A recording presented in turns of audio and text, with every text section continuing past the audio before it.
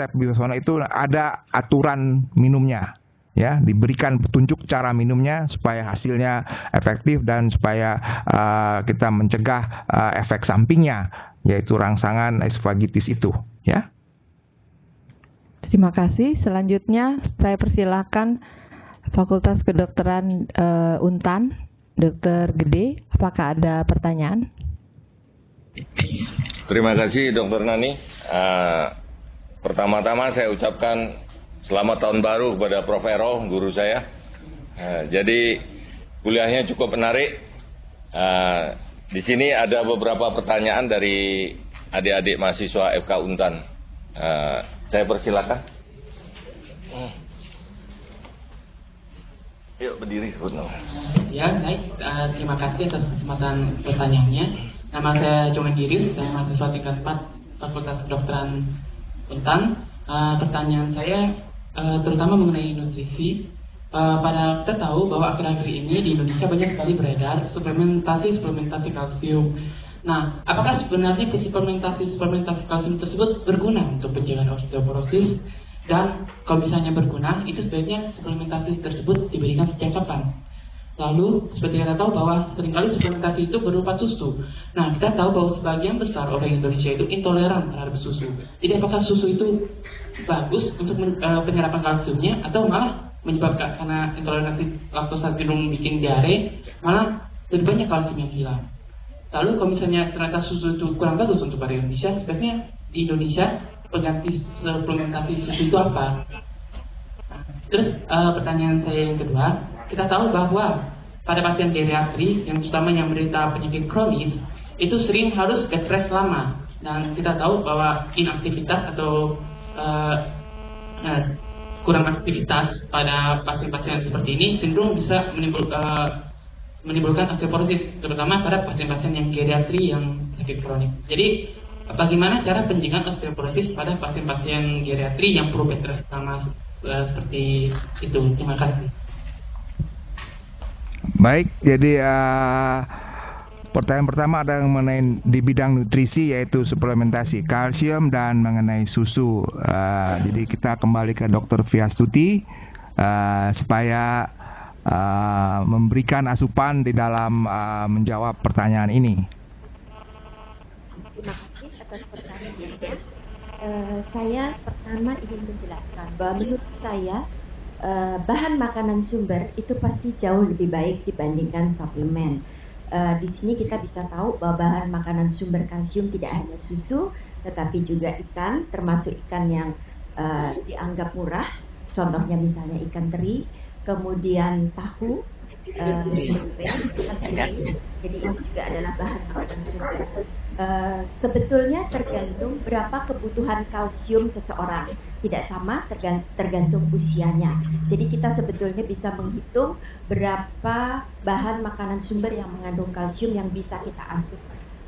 Apabila itu mencukupi dan kita yakin bahwa katakan tadi ada berbagai hal yang mempengaruhi absorpsi bisa kita jaga, berarti kebutuhan kalsium dari bahan makanan sumber ini bisa tercukupi.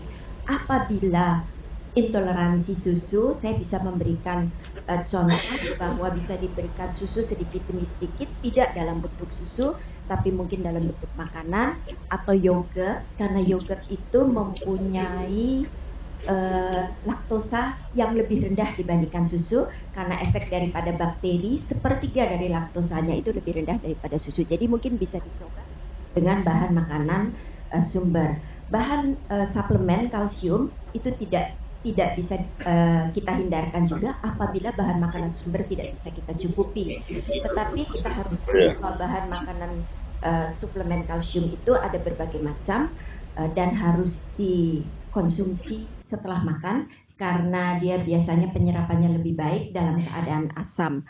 Contoh-contoh suplemen kalsium adalah kalsium karbonat, ada kalsium sitrat, dan berbagai macam. Yang paling banyak adalah kalsium karbonat, harus diasup setelah kita makan supaya optimal absorpsinya. Sedangkan kalsium sitrat itu bisa diberikan sebelum makan.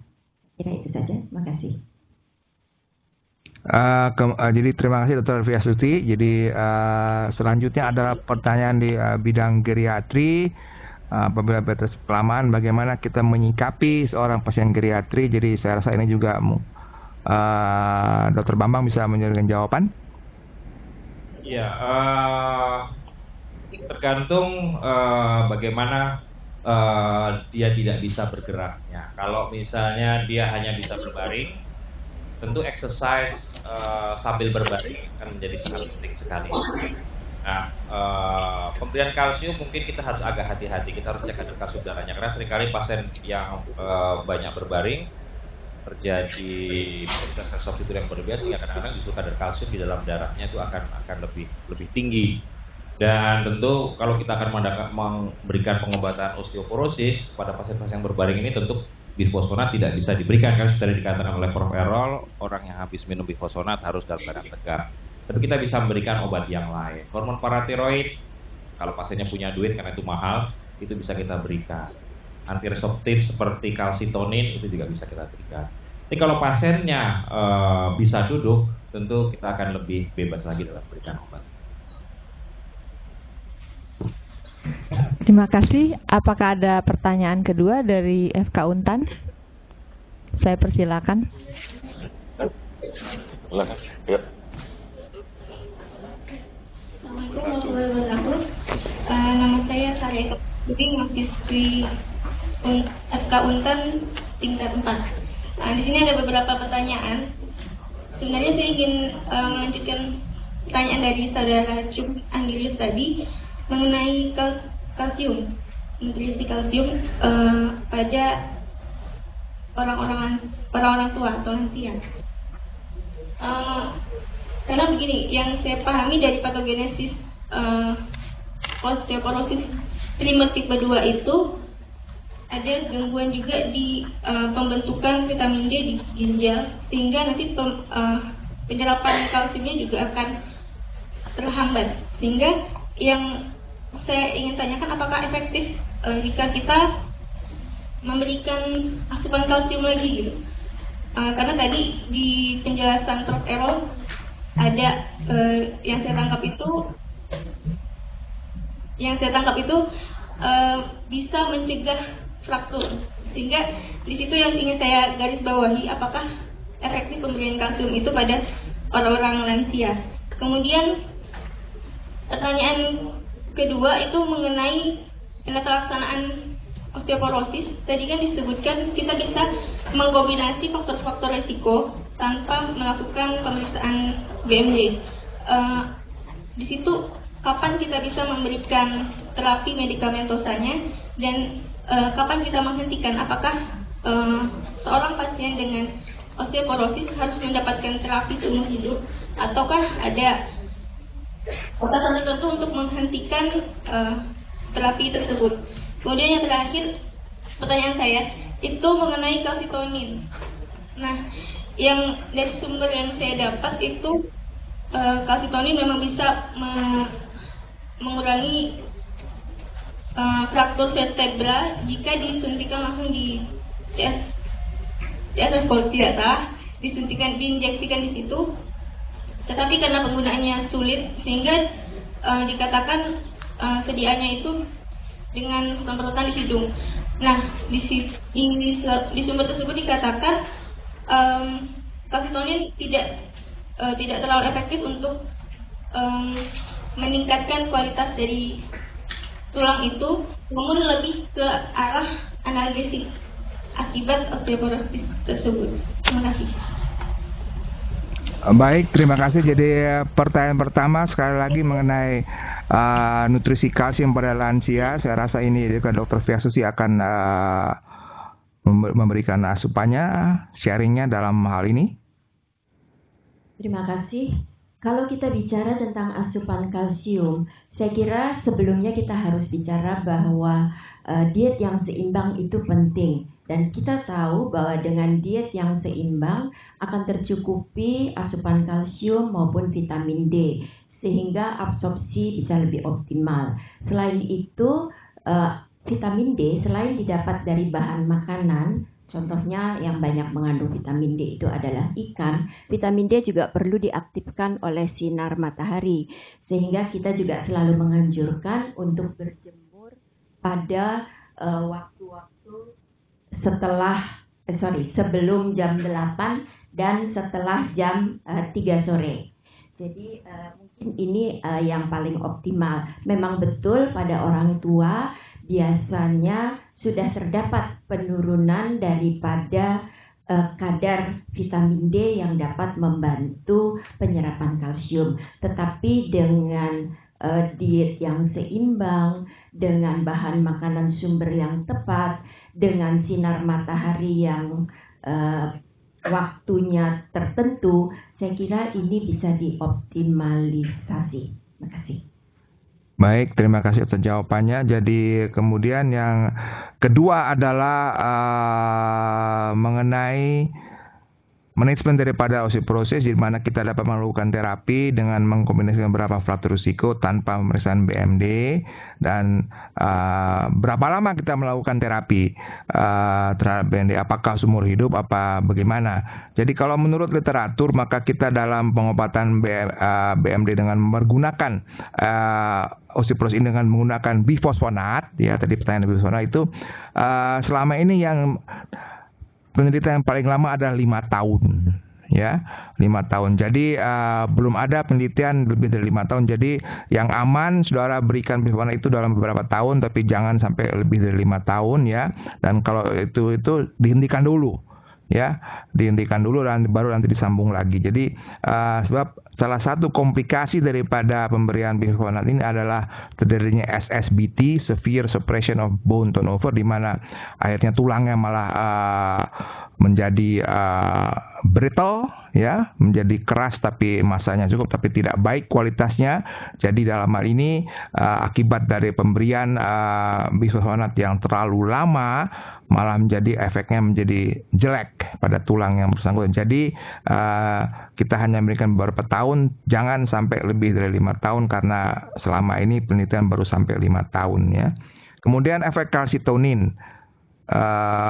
Kalsitonin memang kita berikan biasanya kita berikan pada fraktur vertebra yang akut, yang dengan komplain nyeri, ya, karena kita memang lebih menekankan pada efek analgesi kalsitonin ini, ya. Jadi ini memang ternyata terbukti memang pemberian kalsitonin pada fraktur vertebra yang baru dengan rasa nyeri sangat efektif untuk meredakan rasa nyerinya, sehingga penderita dapat dimobilisasi lebih cepat ketimbang kalau tidak diberikan kalsitonin. Tapi mungkin Dr. Bambang dapat memberikan asupan tambahan mengenai pertanyaan-pertanyaan tadi. Ya, mengenai kalsitonin memang punya dual efek. Dia punya efek analgesik selain juga efek antiresorptif. Efeknya memang lebih baik untuk tulang trabekular dibandingkan dengan tulang kortikal, tapi bukan berarti dia tidak efektif. Memang ada satu kelemahan kalsitonin, karena pada pemakaian jangka panjang seringkali dia menjadi resisten karena sebagai protein tubuh akan membuat antibodi terhadap kalsitonin, itu yang pertama. Dan yang kedua, osteoklas yang terpapar kalsitonin dalam jangka panjang akan gagal membentuk reseptor kalsitonin pada permukaan selnya, sehingga akhirnya walaupun kalsitonin ada banyak di dalam darah, dia tidak bisa nempel pada sel, pada osteoklas, sehingga akhirnya juga tidak efektif. Tetapi pada proof study ternyata kalau pemakaian sampai 5 tahun itu masih efektif. Memang kita tidak tahu bagaimana kalau pemakaian lebih dari 5 tahun. Selanjutnya, saya tidak bisa melihat gambar dari Universitas Jambi. Apakah masih terkoneksi? Ada pertanyaan dari Universitas Jambi?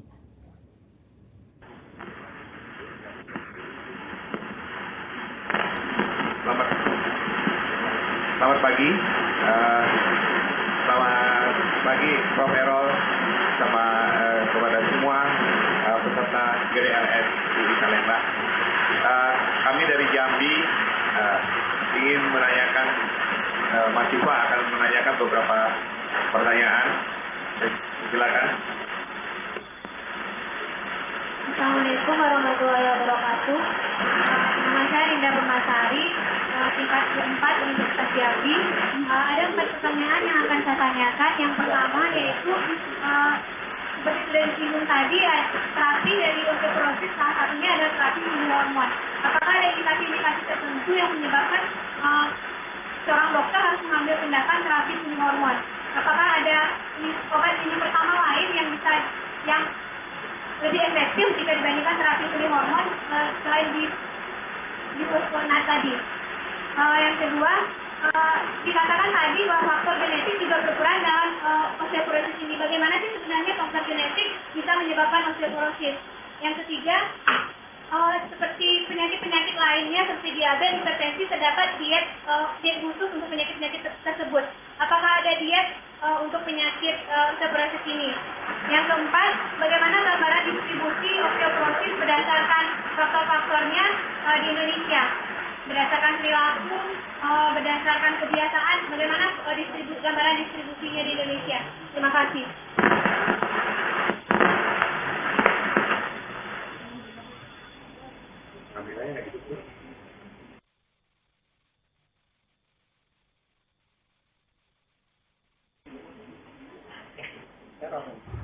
Ada beberapa pertanyaan ya. Satu mengenai penggunaan bisfosfonat dan hormon pada osteoporosis. Jadi pilihannya bagaimana, begitu kan? Ya kan? Jadi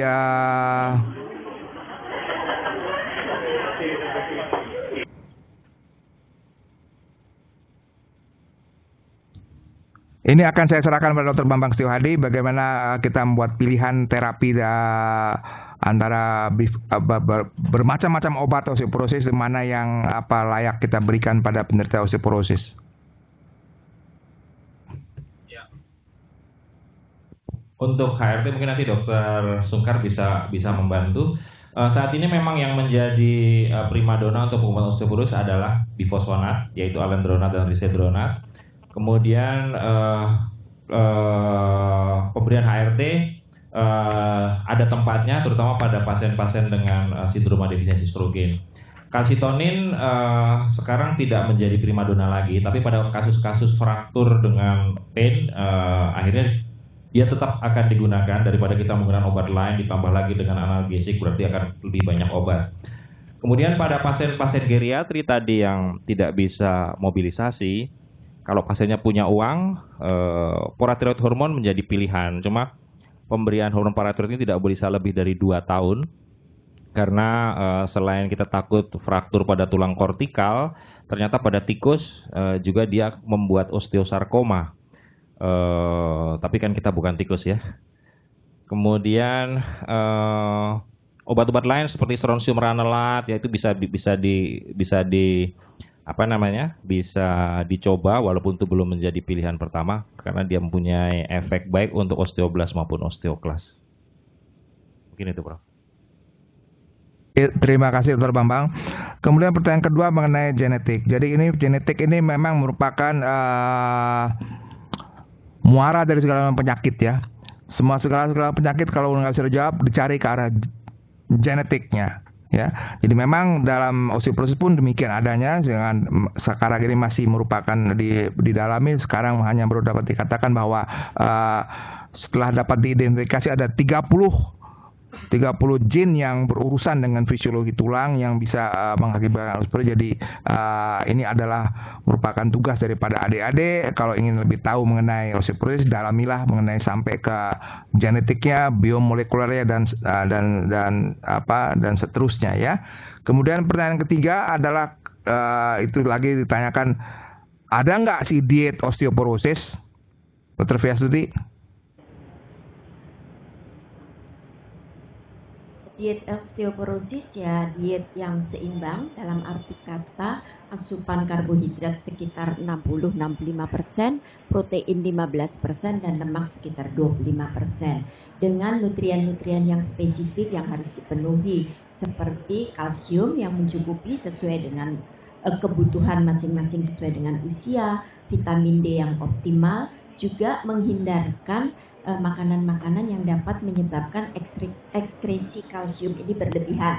Contohnya minum kopi atau diet-diet khusus seperti diet protein tinggi yang menyebabkan juga ekskresi kalsium yang berlebihan.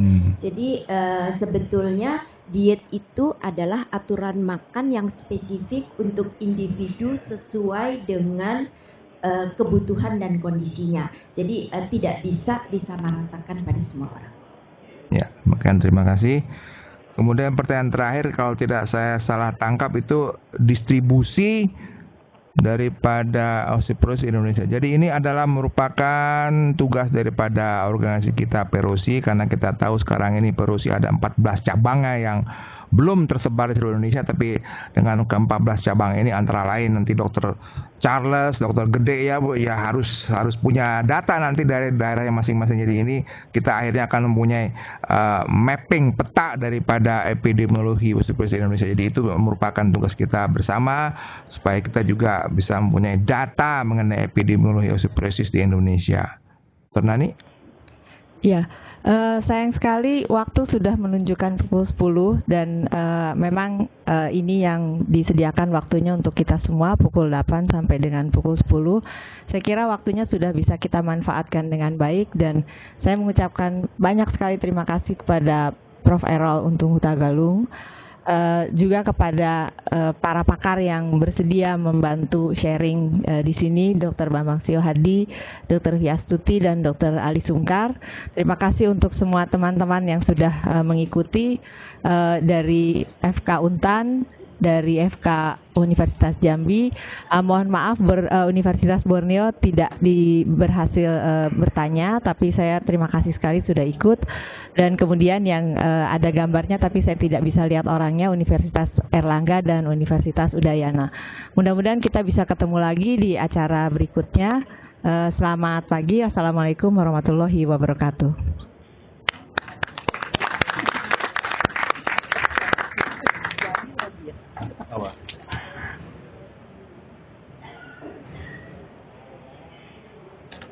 Prof. Errolnya?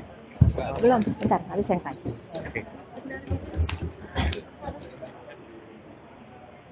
Jago dia. Dia jadi moderator kedua.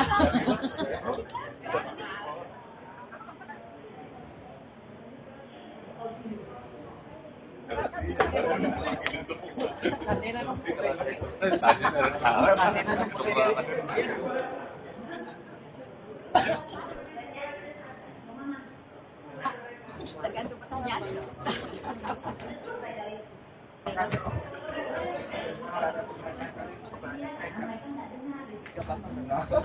Tinggal aku ditembak Prof. tadi.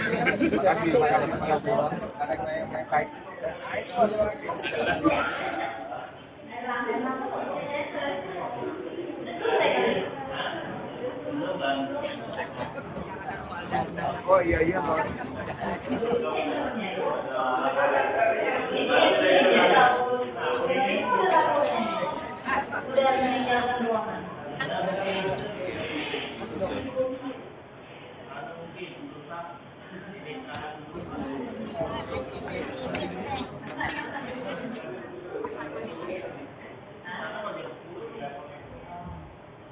Bapak Ibu dosen dan rekan mahasiswa, kita masih menunggu operator kita sedang mengkonfirmasi bagaimana jalannya seratihan atau kuliah umum ini. Nah, kita sama-sama menunggu. Terima kasih.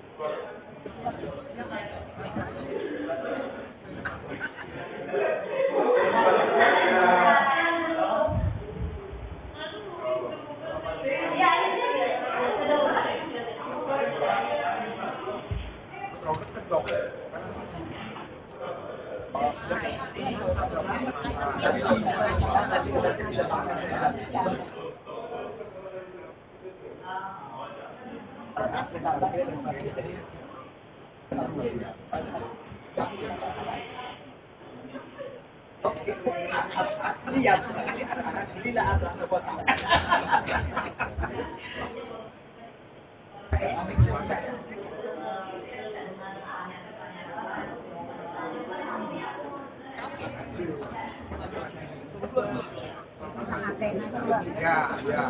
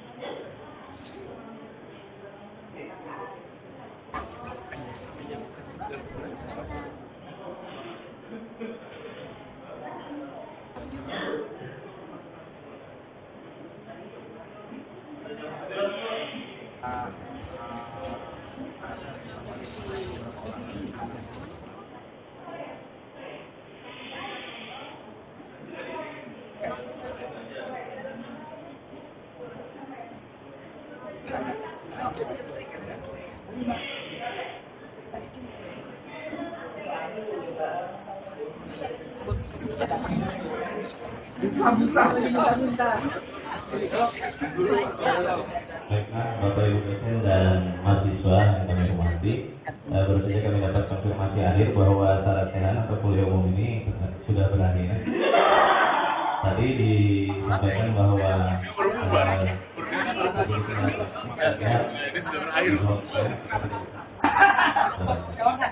baiklah, demikian sarasehan inherent dikti kita kali ini.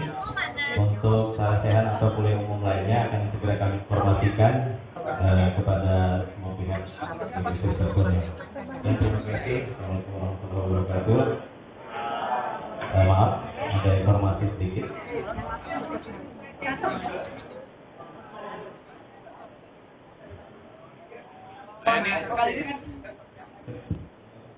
Tadi memang Pak Detik menunjukkan itu ada suara. Dan kami menyampaikan mohon maaf kepada ini.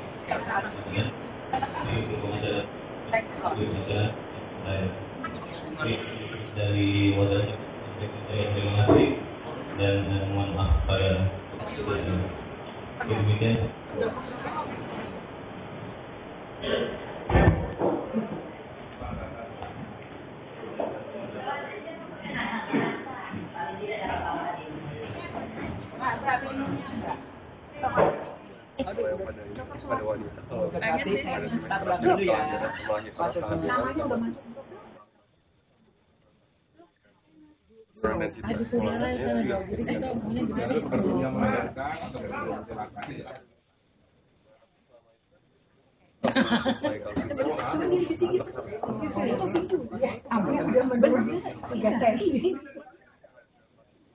Dan saya kebanjiran.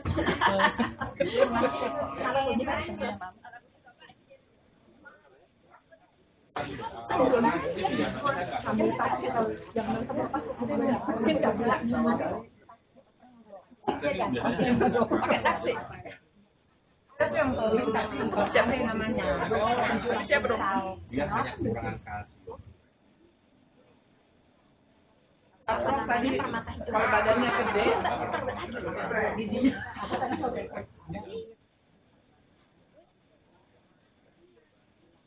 Makanya. Gue tadi mau nelfon, aku pikir tadi kalau biar ke tempat aku dulu, terus lu kan bisa naik langsung situ. Jadi nggak, walaupun diberikan jadwal ATM kita minta itu enggak jadwal ATM sampai ke rumah nggak jelas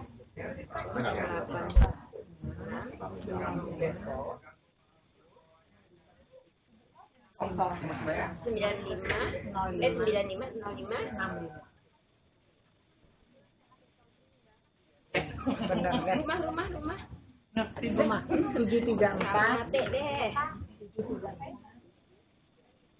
02 8. Oh, udah minum siang ya?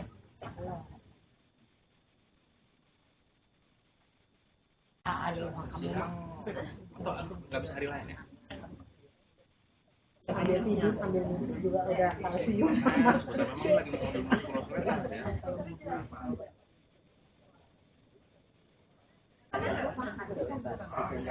Saya tuh hari Senin jadi tutor jam enggak, saya ada perlu saya keluar.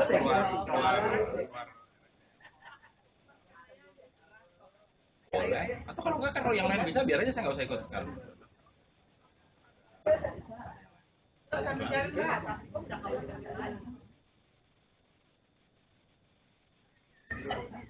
Ya ada kan Yang itu yang benar juga bukan hanya tapi juga termasuk yang